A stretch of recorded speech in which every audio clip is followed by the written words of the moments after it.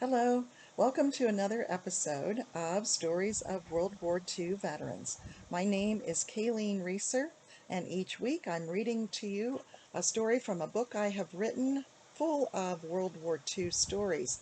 This is my fourth book in the World War II Legacies series. It's called We Defended Freedom: Adventures of World War II Veterans.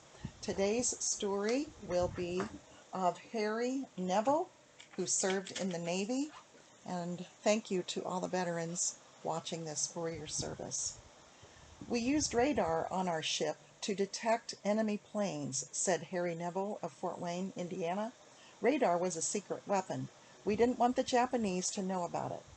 The ship was the USS New Jersey, BB-62, a battleship launched under the command of Captain Carl F. Holden on December 7, 1942. The date was exactly 1 year after Japanese Imperial forces attacked Pearl Harbor at Hawaii.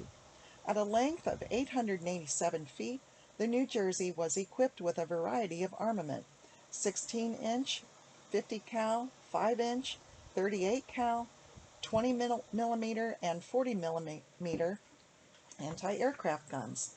At general quarters, Neville was assigned to one of the ship's 20 millimeter guns. I was stationed under the top deck's 5-inch barrels, he said. When not at battle, Neville's duties included checking ammunition rooms and cleaning the inventory and other areas. I was captain of the head, which was the toilet, because I cleaned it so often, he said. Neville was born in Detroit, Michigan in 1924. After enlisting in the Navy in January of 1943, he completed basic training at Great Lakes Naval Training Center. The first day we had beans for breakfast, he said. We got used to it.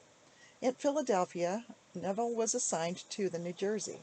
The New Jersey began her long, illustrious career in February of 1943 by providing cover for carriers at a battle in the Marshall Islands. When a kamikaze hit an Allied carrier, New Jersey's crew rescued survivors from the water. We were lucky because the Japanese were only after carriers and cruisers, not battleships, he said. Another time, the New Jersey was anchored when fired on by a torpedo. Another miss. Neville and the other seamen witnessed incidents at sea that were not so lucky. When an aircraft tried to take off from a nearby carrier in the China Sea, it experienced trouble before diving into the waves.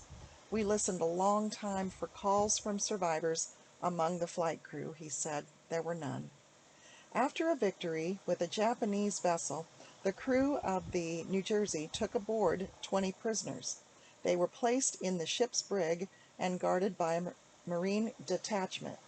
Neville's first liberty took place at the island of Mogmog, part of the Ulithi Atoll in the South Pacific. Using binoculars, he and other seamen saw a Red Cross medical ship anchor nearby. It was nice to see females after several months, he said.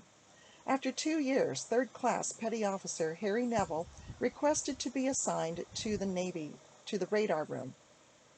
6 of us studied blips on the screen looking for enemy aircraft and ships, he said. In August of 1944, in August 1944, the New Jersey broke the flag of Admiral William F. Halsey, Jr., meaning it became the flagship of the United States Third Fleet under his command. The New Jersey was at sea on September 8, 1945, when Japanese Imperial forces surrendered to the Allies aboard the USS Missouri. By the time the war ended, the New Jersey had engaged in 9 battles, including those at New Guinea, Leyte, Iwo Jima, and Okinawa. Our crew only sustained 1 casualty, said Neville. He kept an official log given to the crew of the New Jersey of the ship's voyages during the war. With a term of service extending through the Vietnam War, the New Jersey would become one of the most decorated battleships in U.S. history. Neville was discharged in January of 1946. In Detroit, he worked for Western Electric before transferring to Fort Wayne, Indiana, to perform phone maintenance. Neville married, and he and his wife Dolores became parents to 3 children. Neville's son and grandson served in the Navy. Neville has participated in Honor Flight of Northeast Indiana. I thought serving in the Navy during World War II was great, he said. I learned to take orders and it was educational. All right, today's story was Harry Neville, who served in the Navy. This is taken from my book, We Defended Freedom, Adventures of World War II Veterans. Thanks again for listening. I'll be back next week with another story. Take care, and thanks again to our veterans.